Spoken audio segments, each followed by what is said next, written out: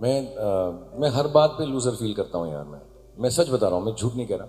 I just feel I work harder when I think I am not good enough. I always feel I am not good enough. मुझे कभी ऐसा नहीं लगता। उल्टा मैं बहुत चीज़ें मजाक में कह देता हूँ, मुझे नाचना नहीं आता, मेरे 5 एक्सप्रेशन हैं। मैं जेन्युइनली ये बातें मानता हूँ कि मैं हर चीज़ में अच्छा नहीं हूँ, तो मुझे मेहनत और करनी पड़ेगी। आई थिंक सबको यार कभी ना कभी हर जगह पर कोई ना कोई मोमेंट ऐसा आता ही रहता है दिन में जहाँ पे आप जीरो फील करते हो। I think it's always important to have lack of overconfidence.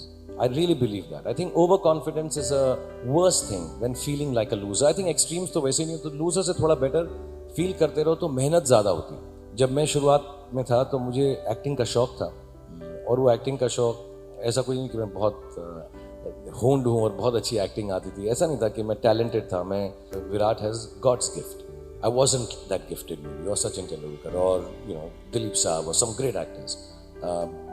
But मुझे शौक था, और मुझे सब ने मुझे ये बोला कि तुम्हारी नाक खराब है, तुम इतने लंबे नहीं हो, तुम बोलते बहुत तेज हो और तुम सांवले रंग के हो, तो तुम हीरो नहीं बन पाओगे यार। और मुझे बहुत बड़े बड़े लोगों ने बोला जिनको मैं जानता था, and I should have taken that, and I say that to everyone कि यार वो सब ठीक है यार, लेकिन मुझे एक्टिंग करने का शौक तो है, वो मैं नहीं मार सकता, वो मैं करता रहूँगा। तो मेरे दिल में इस बात का जज्बा था कि मैं एक्टिंग जरूर करूँगा। और ठीक है ना यार, नहीं लगता हीरो तो नहीं लगता। The thing is that yeah, we are very quick to judge, and I think this judgmental nature that we have, and I would like to tell all youngsters because यहाँ पे आने का सिर्फ एक ही कारण है, थोड़ा सेल्फिश कारण है, तो मैं आप लोगों को बताना चाहूँगा।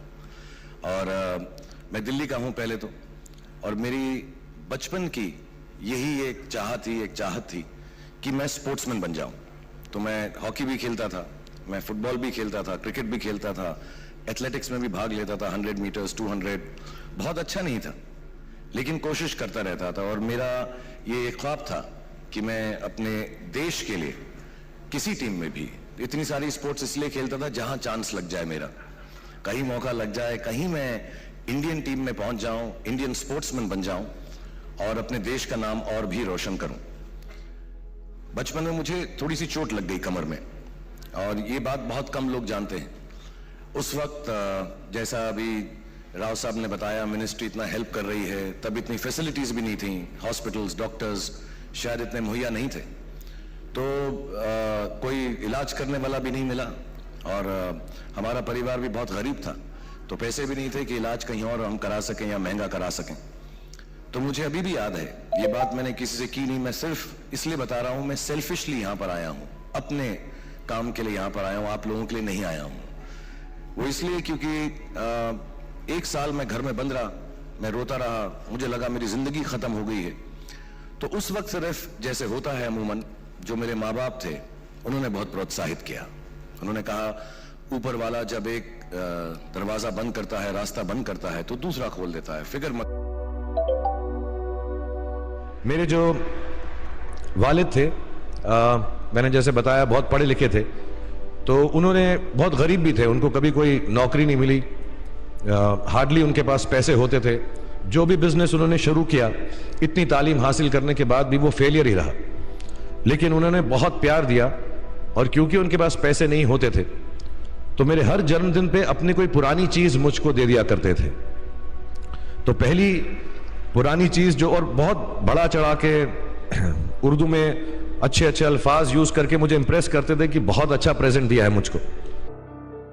ये जो उम्र है आपकी, इस उम्र में आप में सबसे ज्यादा जज्बा होगा, सबसे ज्यादा ब्रेन सेल्स होंगे और सबसे ज्यादा बाल होंगे।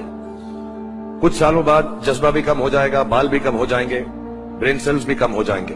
सबसे बड़ा तोहफा है हमारी जिंदगी, और उसको वैसे ही ट्रीट कीजिए।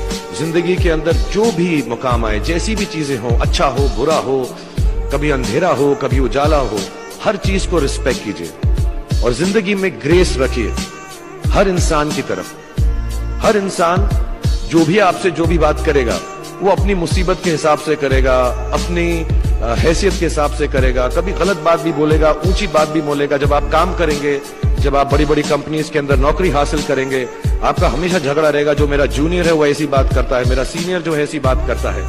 लेकिन सब जो है जिंदगी से जूझ रहे हैं,